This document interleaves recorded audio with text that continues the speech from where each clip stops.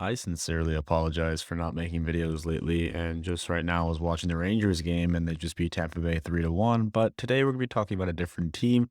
We're seeing potential rumors about an opportunity for the Columbus Blue Jackets to reunite with former captain Nick Foligno as he was placed on waivers by the Boston Bruins on Sunday. And while this would certainly be a great story for the city and fans, it's a move that the organization should kinda actually avoid for the time being. And to explain why, let's just discuss his contract for a second. It would be fair to say that if Foligno was on a smaller contract, bringing him back to Columbus for a bottom six role could be a nice idea. He's someone who will always be respected by the fans and organization for his contribution to the city, and with that being said, he's currently carrying a cap hit of $3.8 million, and even though he's in the final year of his contract, the Blue Jackets are not in a position to add that large of a cap hit to the books. It's still certainly possible, however, it's just not the smartest move to make right at this point in time. They need to make a move of some sort to allow them to fit, as there's currently just under $3 million of cap space available. And if the team was still in reset mode like last season, adding Foligno's leadership could be a valuable tool for the young players in the system.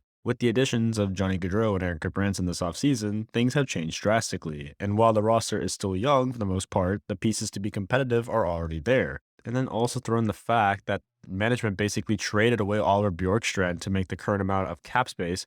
It makes the idea just completely feel even worse. And although it's difficult to say, the reality is that Foligno is no longer the same player that he used to be.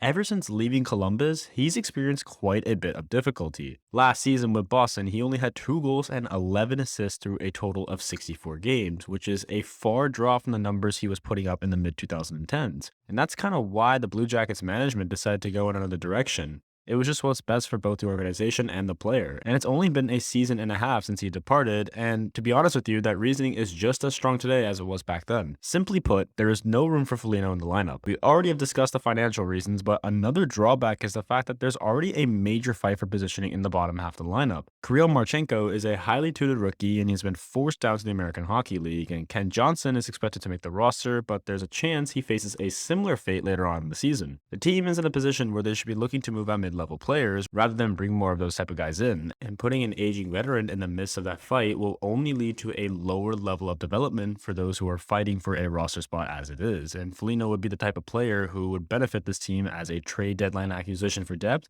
but that only makes sense if they're in playoff conversation. Adding him now though just makes a current problem even bigger, and it's no use for him coming to Columbus right now. And thankfully, that's something that, the fans would not want and something that Jarmo Kekalainen is not really appearing to be inclined towards. Now, once again, I'm not saying that bringing him in the future is a bad idea, but the timing for now is just a bit off. And the Blue Jackets appear to be a very strong team on paper. I think we can all agree on that, but it's really hard to put them anywhere near a team contending until they've proven that on the ice. And as they move closer to being a perennial playoff contender once again, he may be a solid depth option to bring in a couple years from now. Now, of course, in order to do so, he would have to rejuvenate his NHL career and keep his head above water until then, but he's a player that will certainly go down in Blue Jackets history whether he returns or not, and it goes without saying nearly everyone in Columbus would enjoy a Foligno reunion. However, it should not happen right now. Let me know your thoughts about Foligno potentially reuniting with the Blue Jackets. Otherwise, thank you guys for tuning in and have a wonderful day.